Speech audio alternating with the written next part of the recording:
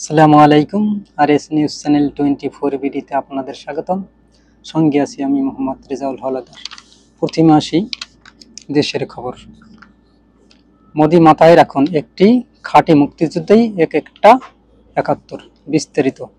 বছর দশেক আগে জনসভায় নরেন্দ্র মোদি নিয়মিত বুক চাপড়ে হুঙ্কার দিতেন, ৫৬ ইঞ্চি বুকের পাঠা আমার, আমি কাউকে পরোয়া করি না, করুন যত বড় বড়াই করার করুন। কিন্তু ভারতের প্রধানমন্ত্রী হিসাবে মোদির যাকে পরোয়া করার কথা ছিল তার নাম কূটনৈতিক শিষ্টাচার, তার নাম অন্য দেশের সার্বভৌমত্ব।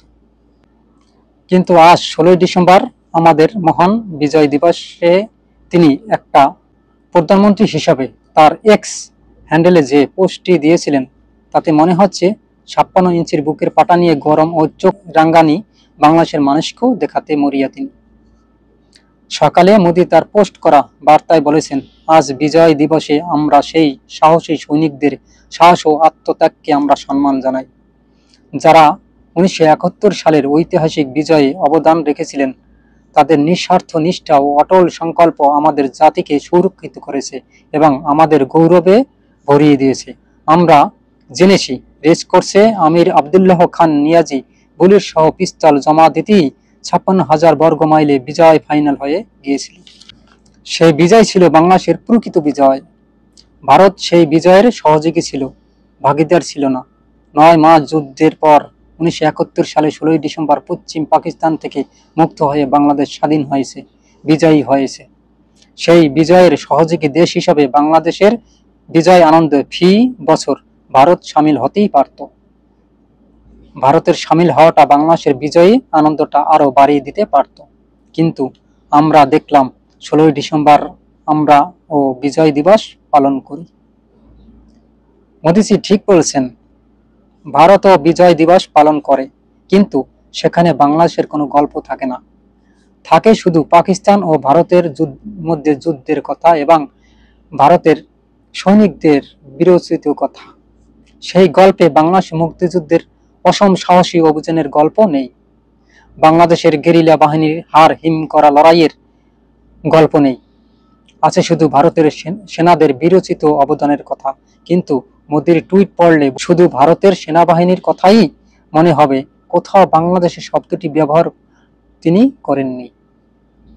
এই বিজয় দিবসে যে বাংলাদেশের মুক্তিযুদ্ধের সঙ্গে জড়িত মোদির টুইট পড়ে তাও বোঝার উপায় নেই। ভারতের সবার প্রায় একই ভাষা, তারা বাংলাদেশকে জিতিয়ে দিয়েছে। এদিকে বাংলাদেশ ১৬ই ডিসেম্বর অনেক গান বাজনা অনুষ্ঠান অনুষ্ঠিত হয়। সেই দিনেই মোদিজি এই টুইটে বাংলাদেশের মানুষকে আরো এক ধাপ রাগান্বিত করে, কারণ তিনি বারবার বাংলাদেশকে সহযোগিতার কথা উল্লেখ করেন এবং ভারতীয় সেনাদের কৃতিত্ব দিতে থাকেন। বাংলাদেশের সাধারণ মানুষ এবং যোদ্ধাদের কোনো কথাই উল্লেখ থাকে না তার গল্পে। কিন্তু আগের সরকার, ভারতীয় সরকাররা এই মহান স্বাধীনতা দিবস উপলক্ষে দুই একটা কথা বাংলাদেশের বলতো, কিন্তু এবার মোদিজি আসার পর থেকে বাংলাদেশের কোনো কথা থাকে না সেই স্বাধীনতা দিবস উপলক্ষে।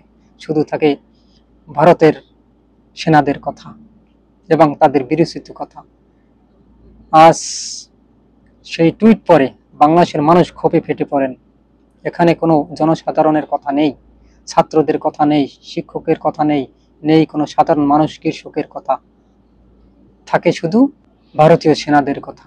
তিনি এবং বাংলাদেশকে চোখ রাঙানি কথা বলেন সেই টুইটে, কিন্তু বাংলাদেশের মানুষ তাদের চোখ রাঙানিতে ভয় পায় না, কারণ বাংলাদেশ একটি স্বাধীন ও সার্বভৌমত্ব দেশ। তাই আমরা আমাদের দেশকে ভালোবাসবো, এটাই স্বাভাবিক, এবং আপনি আপনার দেশ নিয়েই পড়ে থাকুন। আজ এ পর্যন্তই। আসসালামু আলাইকুম ওয়া রাহমাতুল্লাহি ওয়া বারাকাতুহু।